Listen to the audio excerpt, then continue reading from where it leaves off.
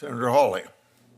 Thank you very much, Mr. Chairman. It's my privilege to introduce John Sauer, my friend, my former colleague, who has been nominated for the position of Solicitor General of the United States. I've known John for years and years now. He is a proud Missourian, going back many generations. John's career has already been incredibly distinguished, and the chairman mentioned some of his accolades. Let me just walk through a few of them, beginning with his education. He's a Bachelor of Science degree from Duke University. He was a Rhodes Scholar. He has an MA from the University of Notre Dame and a JD from Senator Cruz's law school. We'll try not to hold any of that against him. I apologize for that.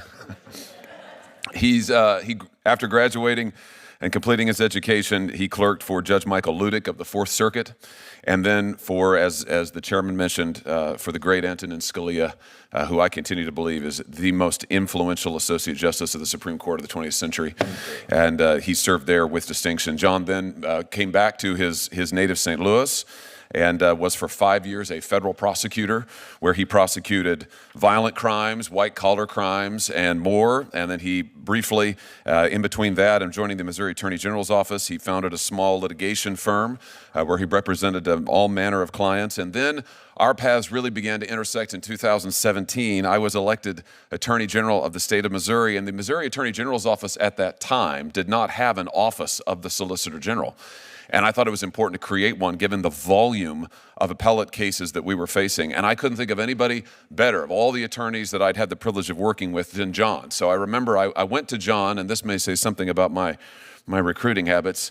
You'll like this, Senator Kennedy. I went to John and we met at a Cracker Barrel. And we sat down at a Cracker Barrel and over chicken fried steak, I said to him, John, you have the ability and the record to be Solicitor General of the United States, but would you at least consider coming to be Solicitor General of the state of Missouri? And to my great delight, and I think to the great benefit of the state of Missouri, he said yes and served as my Solicitor General for 2 years and also as my first assistant in the office, overseeing all of our criminal and civil litigation, including record numbers of criminal convictions, as well as an astounding win rate in the appellate courts. He's argued multiple times in the federal courts, the United States Supreme Court, of course, the Missouri courts, and handled all of that with the greatest of aplomb and professionalism. He went on to serve for a number of years, another 4 years, I believe, with my successor and now my good friend and colleague, Senator Schmidt, who will say more about that in a moment. But that reminds me, John, here's an opportunity to prepare for your first question. I'll just give it to you now so you can think about it. Which of the attorneys general on this dais was your favorite, and why is it me? So you can be thinking on that. John has served his state with the greatest of distinctions. He has served his country with the greatest of distinctions. I do not know a better lawyer in private practice, in public practice, federal prosecutor, name it, go down the line. I do not know a better lawyer in this country than John Sauer. I'm delighted to see him here today, and I'm delighted to support your nomination. I urge all of my colleagues to do the same. I think maybe I've misunderstood this last line of questioning. I thought it sounded to me like my friend Senator Durbin was defending the Korematsu decision, which I think is one of the worst and most abhorrent decisions in the history of the United States. So I just want to be clear on this. Let me give you all a chance to weigh in on this. When we have a decision that is absolutely morally abhorrent, Korematsu, Dred Scott, we can go down the line.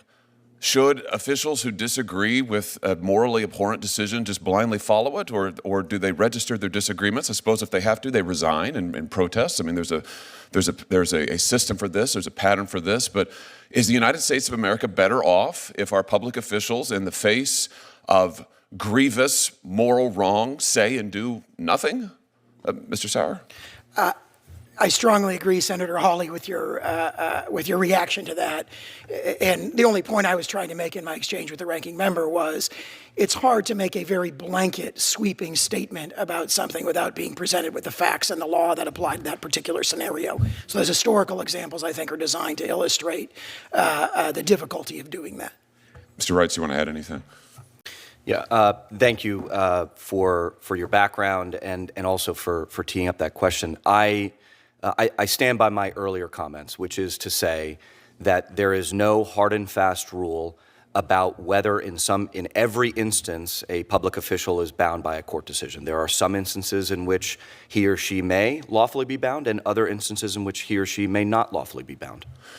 Well, certainly I know that everybody sitting on this panel in front of me is a firm believer in the rule of law. It just seems that to me, we can multiply these instances. The Fugitive Slave Act, for example, and we had numerous judges and other public officials when the Supreme Court said that the fugitive slave law, an absolutely abhorrent law, had to be enforced in the North. You had multiple judges who said, I can't in good conscience enforce this.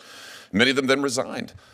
The United States might be a better place if more of them had done so and had taken a stand firmly against such injustice. So I can't believe that it's the position of anybody on this committee that in the face of decisions like Korematsu and Dred Scott and the Fugitive Slave Act that we should say to people, oh, just grin and bear it. Don't say anything. Enforce the law, for heaven's sake. I mean, good heavens. Ms. Dhillon, let me ask you. You spoke very movingly about religious liberty, and it made me think of that line that America didn't invent religious liberty invented America. And your family's story is certainly a testament to that. I also am mindful of the fact that in the last 4 years, we have seen unprecedented attacks on religious liberty in this country. Absolutely abhorrent attacks on people of faith. Just to take one example, after the Supreme Court's Dobbs decision, 100 pregnancy care centers, more than that, were vandalized, criminally assaulted, firebombed. Over 300 churches, many of them Catholic churches, were targeted in the same manner. The Biden Justice Department did nothing to defend these institutions. They let them twist in the wind. They allowed the violence to go on virtually unchecked. And indeed, members of this body encouraged this kind of violence with outrageous, irresponsible rhetoric on the floor of the United States Senate and on the floor of the United States House of Representatives. My question to you is, will you commit to stopping the disparate treatment of Americans on the basis of religious faith that we have seen in the last 4 years? Will you make sure that people of faith are protected in the religious expression of their most deeply held beliefs? Oh, thank you for that question, Senator Hawley. I believe my career and the disclosures made to the Senate would back up the fact that my entire career in 32 years has included religious liberty litigation on the side of people of faith, of minority and majority faiths. And I'm very proud of that. And I've won cases at the United States Supreme Court defending people of faith from government tyranny and obstruction. And so I would absolutely be committed as a top priority in the Civil Rights Division, if confirmed, to defending people of faith equally. Very good. And will you investigate and, where it's warranted, prosecute those who carry out attacks on pregnancy care centers, places of worship, those who with religious or maybe it's anti-religious motivation target people of faith in their houses of worship and other places where, frankly, they're quite vulnerable? Absolutely, Senator. I don't think there's any question about that. Good. Let me ask you about anti-Semitism on America's campuses. You referenced this, I think, in your opening statement. Since October 7th of 2023, we've seen the most horrific explosion of anti-Semitic violence. Just yesterday, I met in my office with a young man, a student at DePaul University, an ROTC member. He's also Jewish. He's a Jewish American. His arm was in a sling because he had been physically assaulted on his campus. What was his offense? He had been tabling in support of the state of Israel. Will you commit to vigorously enforcing, Ms. Dhillon, Title VI violations related to anti-Semitism to make sure that we root out this scourge on America's campuses? If you want to briefly Absolutely, Senator. I would certainly commit to that. Very good. Thank you, Madam Chair.